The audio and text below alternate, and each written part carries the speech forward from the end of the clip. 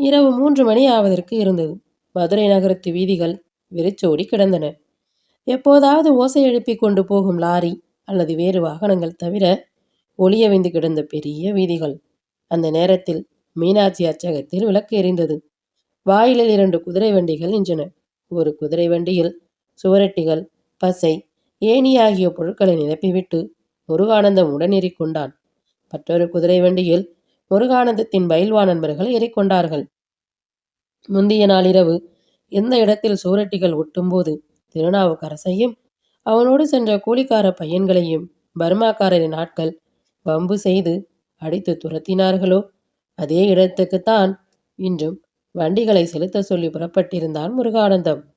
பர்மாக்காரரை சந்தித்து நியாயம் கேட்க போன அரவிந்தன் திரும்பவில்லை என்று தெரிந்ததுமே உடல் வலிமை மிக்க தனது முரட்டு நண்பர்களோடு நேருக்கு நேர் அவரிடம் போய் பம்போ, கலவரமோ, அடிதடியோ எது நேர்ந்தாலும் சமாளித்து வென்று அரவிந்தனை மீட்டு கொண்டு வர வேண்டும் என்றுதான் அவன் துணிந்தான்.